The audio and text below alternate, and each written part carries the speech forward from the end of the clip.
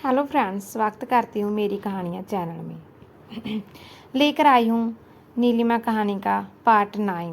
उम्मीद करती हूँ ये कहानी आपको अच्छी लगेगी। कहानी अच्छी लगी तो इसको लाइक, शेयर और चैनल को सब्सक्राइब करना मत भूलना। शुरू करते हैं आज की नई कहानी। कल मैं रुद्रन जी के साथ जा रही हूँ हमारी अलग दुनिया में।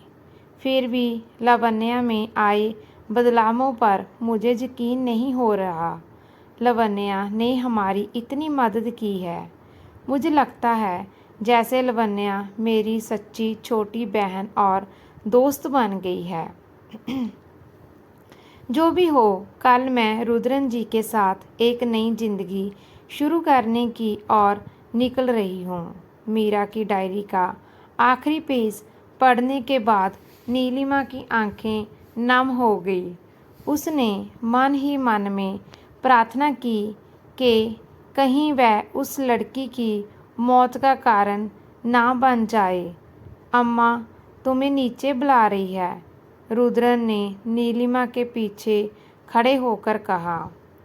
मैं जा रही हूँ। नीलिमा धीरे से उठी और कमरे से बाहर जाने लगी।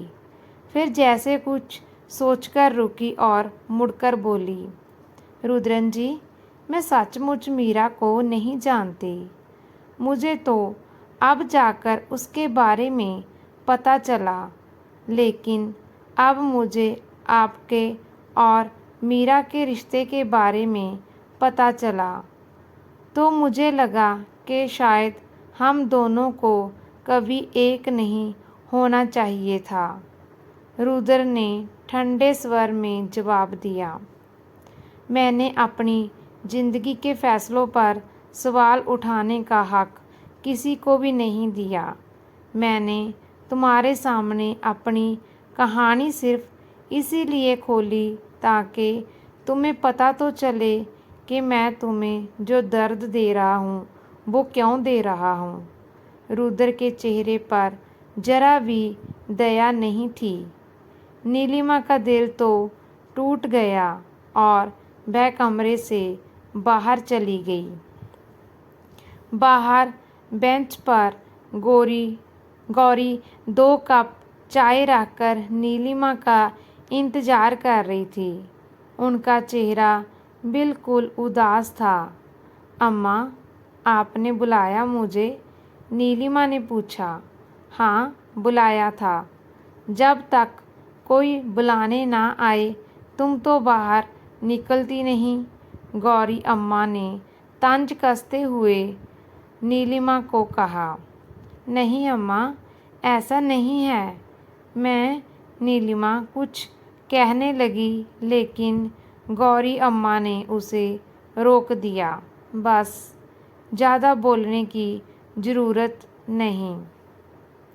रुद्रन ने तुम्हें पसंद किया और ऐसा करके उसने सबके सामने हमें शर्मिंदा किया है और इसलिए तुम्हें इस घर में लाना पड़ा। मेरी लावण्या को जहाँ होना चाहिए था, तुम्हें नहीं। हमने सोचा था कि तुम्हें ट्रेनिंग देकर अपने जैसा बनाएंगे, लेकिन तुमने तो सब कुछ बर्बाद कर दिया। अम्मा, मैंने जानबूझकर कुछ भी नहीं किया, नीलिमा ने सफाई दी। तुझसे बोलने को मना किया था ना? गौरी अम्मा ने गुस्से में मेज़ पर हाथ मारा। अब मैं तुम्हें जहाँ आराम से रहने नहीं दूँगी। जो भी मेरे परिवार का नाम खराब करने की कोशिश करता है, मैं उसे जड़ से उखाड़ कर फेंक देती हूँ और यही मेरी आदत है। तुम्हारे साथ भी कुछ ऐसा ही होगा। नीलिमा को लगा कि गौरी अम्मा के शब्दों में कुछ छिपा हुआ है। उसे समझ आने लगा कि बाहर से परफेक्ट दिखने वाला मंगलम परिवार का यह घर रहस्यों का खजाना है। उस रात नीलिमा सो नहीं पाई। रुद्र से शादी के बाद उसे नींद ही नहीं आई थी, लेकिन आज की रात तो उस पर बहुत ही ज़्यादा भारी थी। आंख बंद करने पर उसे सिर्फ मीरा का चेहरा दिखता था। वह सोचती थी कि उसने मीरा को कहाँ देखा था, लेकिन कुछ याद नहीं आया। उसे लगा कि मीरा की मौत का सच जानने के लिए उसे पुराने दिनों को याद करना होगा। नीलिमा को समझ आ गया कि मीरा की मौत का कारण उसके साथ क्या हुआ। यह जानने के बाद ही वह रुद्र के साथ अपनी जिंदगी को आगे बढ़ा पाएगी। लेकिन इस कठिन कार्य में उसकी मदद करने वाला कोई नहीं था। जेम्स, नीलिमा ने मन ही मन में सोचा।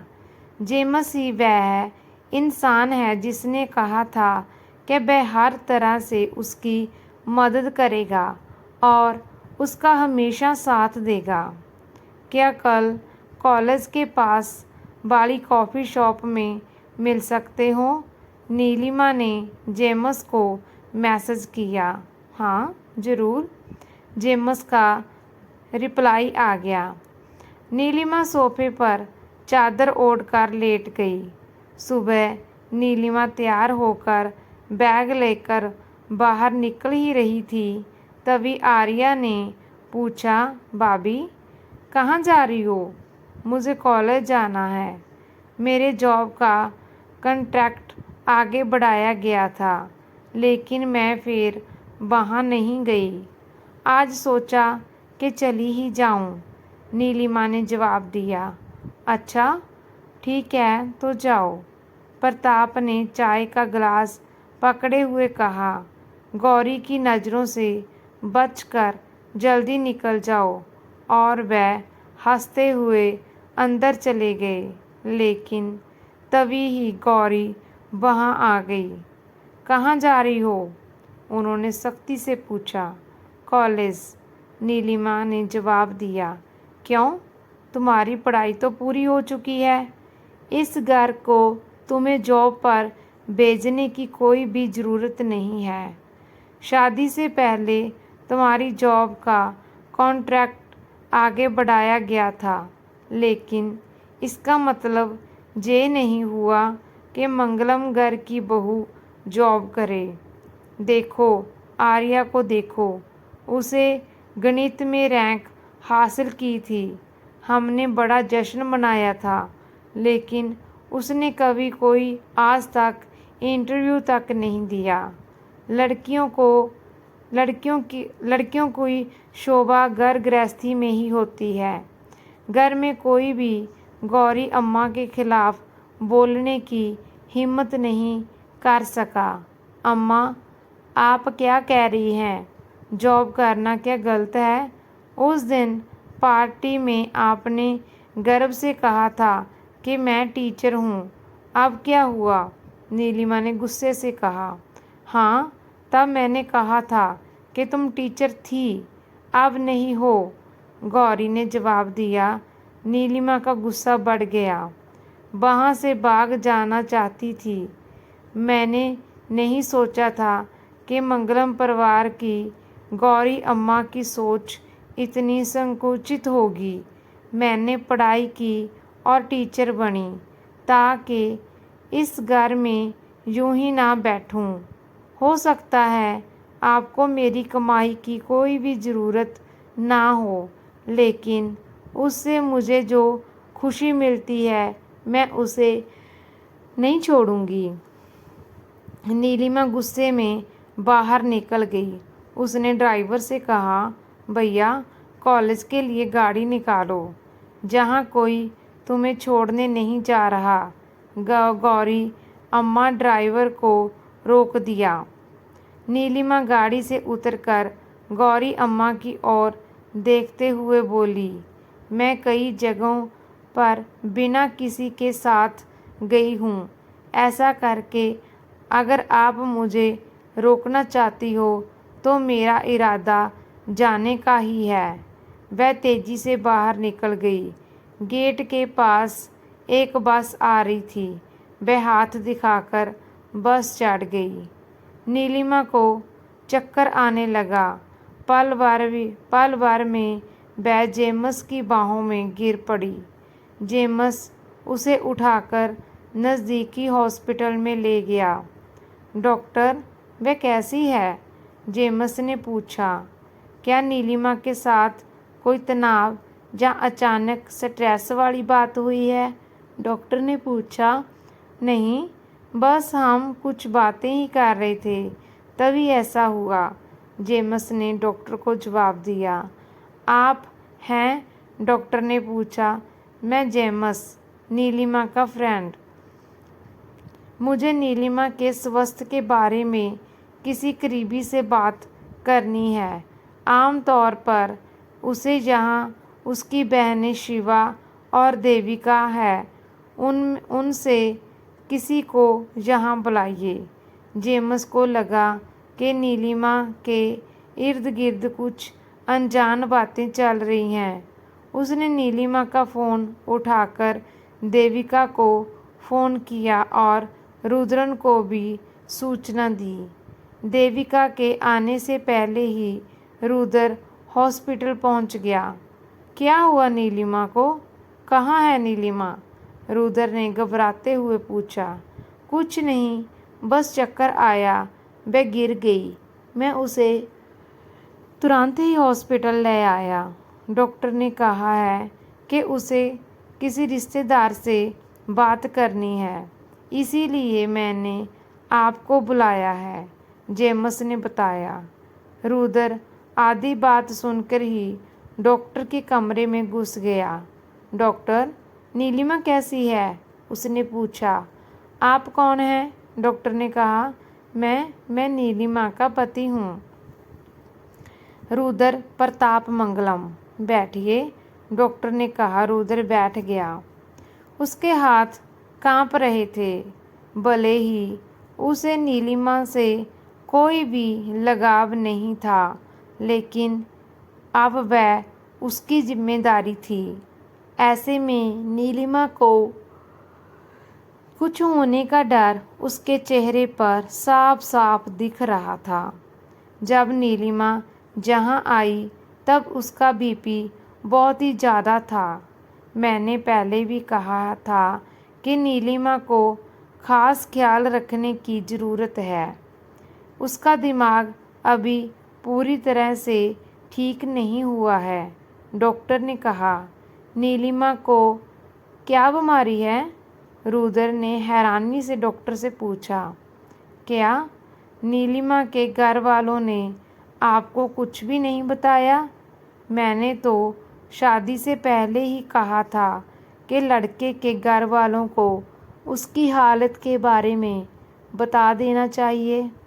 मुझे कुछ नहीं पता डॉक्टर, रुद्र ने कहा। देखिए रुद्र, कुछ महीने पहले नीलिमा को सिर में काफ़ी चोट के साथ जहाँ लाया गया था, मैंने ही नीलिमा का इलाज किया था। आम तौर पर जब हमें कोई दर्दनाक अनुभव होता है तो हमारा दिमाग उसे बुलाने की कोशिश करता है, लेकिन नीलिमा के मामले में यह स्थिति बहुत ही ज़्यादा गंभीर है। मतलब? रुद्र को कुछ भी समझ नहीं आ रहा था कि डॉक्टर क्या कह रहा है। मेडिकल भाषा में इसे सिलेक्टिव डिसोसिएटिव इमोनिया कहते हैं।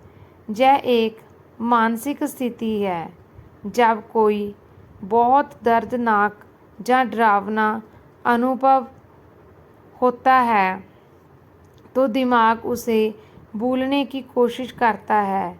नीलिमा के साथ ऐसा ही हुआ है। वह कितनी भी कोशिश कर ले, वह कुछ चीज़ें याद नहीं कर पाती। जितना वह कोशिश करती है उतना ही उसे नुकसान होता है। हो सकता है कि उसकी मौजूदा यादें भी चली जाएं। उस दिन लगी चोट भी इसका ही एक कारण है। उस दिन जो हुआ, जिन लोगों से वह मिली, उसे कुछ भी याद नहीं। रुद्र को लगा जैसे उसका सिर घूम रहा हो। उसे धीरे धीरे समझ आने लगा कि नीलिमा ने जो मीरा के बारे में कहा था वह सच्ची था। उसे मीरा से मिलने की बात याद नहीं है। रुद्र डॉक्टर के कमरे से बाहर निकला। जेम्स उसे देखकर रुद्र के पास आया और पूछने लगा, रुद्र, डॉक्टर ने क्या कहा? रुद्र ने गुस्से में जेम्स का कॉलर पकड़ लिया और उसे दीवार से सटा दिया। तूने उसे क्या बात की थी? किस बात को सुनकर वह बेहोश हो गई? मैं बताता हूँ। मीरा, उसने मुझे मीरा के बारे में पूछा था। हम उसी की बात कर रहे थे, जेम्स ने कहा। रुद्र ने तुरंत जेम्स का कॉलर छोड़ दिया। उसे नहीं पता था कि नीलिमा मीरा के पीछे पड़ जाएगी। फिर उसे फिर से दिल टूटने का एहसास हुआ। उसे लगा कि उसने एक निर्दोष इंसान को सज़ा दे दी। जीजू, दीदी कहाँ है? दूर से दौड़ती हुई देविका रोते हुए रुद्र के पास आई। वह ठीक है, तू जहाँ बैठ। रुद्र ने देविका को कुर्सी पर बिठाया। तुमने मुझसे कुछ क्यों नहीं बताया? रुद्र ने पूछा। देविका को समझ आ गया कि वह किस बारे में बात कर रहा है। चाची ने कहा था कि कुछ भी मत बताना। शिवा दीदी ने भी यही कहा था मुझे। मंगलम घर से रिश्ता किसी भी कीमत पर टूटना नहीं, उनकी जय जिद थी। देविका की आंखें बाहर आई। नीलिमा को जय सब पता है? रुद्र ने पूछा। कुछ कुछ उसे पता है कि सिर की चोट की वजह से कभी कभी चक्कर आ जाता है, लेकिन जय बीमारी है या उसे भूलने की बीमारी है, जय नहीं पता। अगर उसे पता होता तो वह शादी से पहले आपको ज़रूर बताती। जीजू, मेरी दीदी बहुत ही ज़्यादा बोली है, प्लीज़ उसे छोड़ मत देना। रुद्र ने देविका को गले लगा लिया। नीलिमा के रिश्तेदार कौन हैं? उसे होश आ गया है, नर्स ने बाहर आकर कहा। रुद्र देविका को लेकर कैजुअल्टी वार्ड में गया। देविका, तू इतनी हड़बड़ी में क्यों आई? नीलिमा ने उठने की कोशिश की तो रुद्र उसके पास आ गया और उसे सहारा देकर उठाया। कैसी हो? उसने हिचकिचाते हुए पूछा। ठीक हूँ, चलो घर चलते हैं, नीलिमा ने कहा। रुद्र ने सिर्फ हल्का सा हम कहा। उसने नीलिमा की ओर देखने की हिम्मत भी नहीं थी। जीजू, आप जाइए, मैं दीदी को ले जाऊंगी। आपको अपने ऑफिस का भी काम होगा ना? देविका ने कहा। नहीं नहीं, मैं रुकता हूँ, बिल सेटल करके चलते हैं, रुद्र ने कहा। तभी जेम्स अंदर आ गया। हाय, मैं जा रहा हूँ, मैं तुम्हारे उठने का ही इंतज़ार कर रहा था। मैं बाद में मैसेज करूँगा। इतना कहकर जेम्स वहाँ से जल्दी जल्दी से चला गया। रुद्र नीलिमा और देविका को लेकर घर पहुंचा। क्या हुआ बेटा? राजश्री ने नीलिमा को देविका के सहारे चलते हुए देखकर पूछा। रुद्र ने सिर्फ इतना ही कहा कि उसे चक्कर आ गया था और वह अंदर चला गया। देविका नीलिमा को कमरे में लिटाकर वापस चली गई। कमरे में अब सिर्फ रुद्रन और नीलिमा थे। नीलिमा बिस्तर से उठकर सोफे पर लेटने लगी। रहने दो, यहीं लेट जाओ। डॉक्टर ने कहा है कि आराम करना है। रुद्र ने कहा। रुद्रन जी, बिस्तर पर मैं लेट जाऊं? नहीं नहीं, कहीं मैं सो जाऊं और आप मुझे गुस्से से नीचे धकेल दें तो? नीलिमा ने फिर उठने की कोशिश की। मैंने कहा ना, वहीं लेटो। रुद्र ने गुस्से में उसे बिस्तर पर ही लिटा दिया। एसी बंद किया और पंखा चालू करके बोला, सो जाओ। वह बाहर चला गया। इस खड़ूस को क्या हो गया? यह इतना कैसे बदल गया? नीलिमा को रुद्र का अचानक बदला हुआ व्यवहार समझ में बिल्कुल भी नहीं आ रहा था। रुद्र अपने ऑफिस रूम में चला गया। वहाँ लाइब्रेरी में एक ताले वाला ड्रॉर था। उसने उसमें से मीरा की तस्वीर निकाली। मीरा, मैं इसे बर्दाश्त नहीं कर पा रहा। मैंने जो किया वह सब बेकार चला गया। तुम्हारे लिए मैं कुछ भी नहीं कर सका। जिस लड़की ने तुम्हें दुख दिया वह सब कुछ भूलकर वहाँ लेटी है। उसे तुमसे मिलने की बात भी याद नहीं। ऐसी इंसान से मैं कैसे बदला लूँ? सारा सच जानने के लिए अब किससे पूछूं? रुद्र की आंखों से आंसू बहने लगे। जीजू, जय देविका की आवाज़ थी। रुद्र ने आंसू पोंछे मीरा की तस्वीर ड्रॉर में रखी और मुड़कर बोला, हाँ देविका, क्या है? मुझे आपसे एक बात कहनी है, लेकिन जय किसी को नहीं पता चलना चाहिए। देविका के चेहरे पर डर था। क्या बात है देविका? बोल, रुद्र ने कहा। देविका कुर्सी पर बैठ गई। रुद्र ने उसे एक गिलास पानी दिया। देविका ने उसे एक घूंट में पी लिया। जीजू, क्या आप जानना चाहते हैं कि दीदी ने कौन सा दिन बुला दिया है? उस दिन क्या हुआ था? देविका की आवाज़ कांप रही थी। वह पसीने से भीग रही थी। बोलिए जीजू, क्या आप जानना चाहते हैं कि उस दिन क्या हुआ था? इस कहानी का अगला पार्ट हम जल्दी ही लेकर आएंगे। कहानी एंड तक सुनने के लिए आपका बहुत बहुत धन्यवाद।